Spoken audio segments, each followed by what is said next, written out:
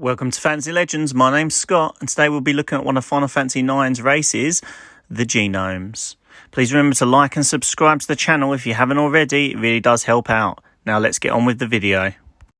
The genomes were created 3,000 years ago by Garland himself. They were to act as vessels for the Terran souls, so that the Terran civilization could be revived again.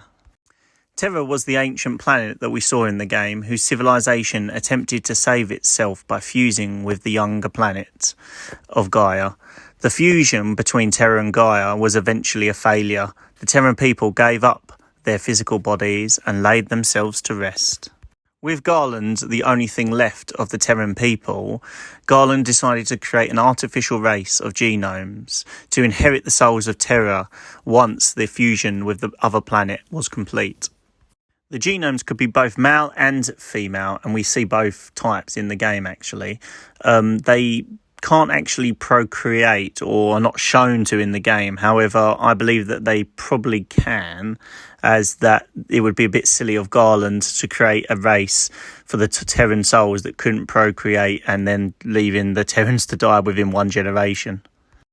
At the current timeline of Final Fantasy IX, due to the two planets not being merged, the majority of the genomes lack a soul at the moment and have little to no emotional response when we meet them in the game. Genomes are but an empty husk awaiting to attach to their said soul. As such, their whole existence is dedicated to preparing to attach to the soul, mentally and physically. Actually, one genome says in the game, we possess no age, we were built this way, in time we will receive souls, then our bodies will begin to grow. This seems to work mentally as well, as the genomes seem to know a great deal about the soul cycle. However, most of that knowledge will disappear once they receive a soul, as they start to get new memories. The genomes we meet that don't have a soul at this current time are actually in the production room creating more of themselves. This might be due to them needing more when the Terra and Gaia finally fuse together. Interestingly enough, the genomes and the Black Mages are very, very similar. In some ways, they're almost identical in their creation.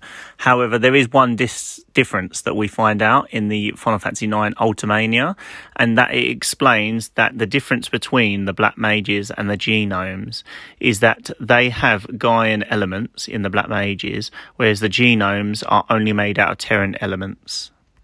Another thing that makes the genomes unique is their Tau. Now, I'm wondering if the designers had Dragon Ball in mind when they had the Trance and the Tau in both games, but this could be just my speculation more than anything, as there's no actual in-law reason for the Tau other than they come from another planet, so are otherworldly.